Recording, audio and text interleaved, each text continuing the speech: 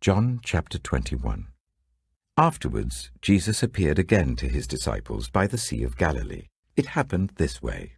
Simon Peter, Thomas, also known as Didymus, Nathanael from Cana in Galilee, the sons of Zebedee, and 2 other disciples were together. "I'm going out to fish," Simon Peter told them, and they said, "We'll go with you." So they went out and got into the boat, but that night they caught nothing. Early in the morning, Jesus stood on the shore, but the disciples did not realize that it was Jesus. He called out to them, "Friends, haven't you any fish?" "No," they answered. He said, "Throw your net on the right side of the boat and you will find some." When they did, they were unable to haul the net in because of the large number of fish. Then the disciple whom Jesus loved said to Peter, "It is the Lord." As soon as Simon Peter heard him say, "It is the Lord," he wrapped his outer garment round him, for he had taken it off, and jumped into the water. The other disciples followed in the boat, towing the net full of fish, for they were not far from shore, about 100 meters. When they landed, they saw a fire of burning coals there with fish on it, and some bread. Jesus said to them, "Bring some of the fish you have just caught."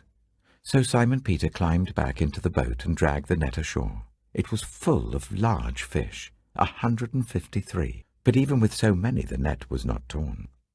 Jesus said to them, "Come and have breakfast." None of the disciples dared ask him, "Who are you?" They knew it was the Lord.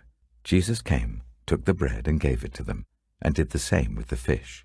This was now the 3rd time Jesus appeared to his disciples after he was raised from the dead. When they had finished eating, Jesus said to Simon Peter, "Simon, son of John, do you love me more than these?" "Yes, Lord," he said. "You know that I love you." Jesus said, "Feed my lambs." Again Jesus said, "Simon, son of John, do you love me?" He answered, "Yes, Lord, you know that I love you." Jesus said, "Take care of my sheep."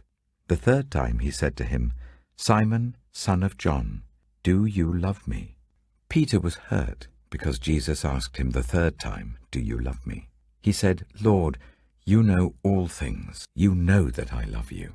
Jesus said, "Feed my sheep. Very truly I tell you, when you were younger, you dressed yourself and went where you wanted. But when you are old, you will stretch out your hands, and someone else will dress you and lead you where you do not want to go."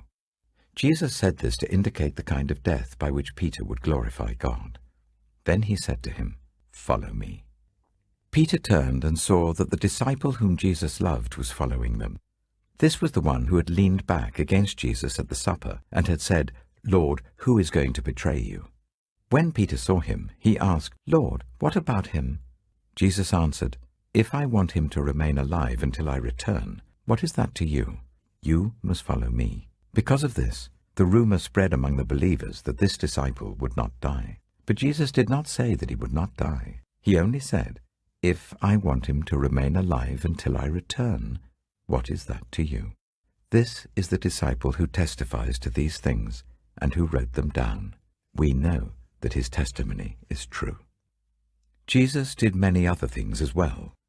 If every one of them were written down, I suppose that even the whole world would not have room for the books that would be written.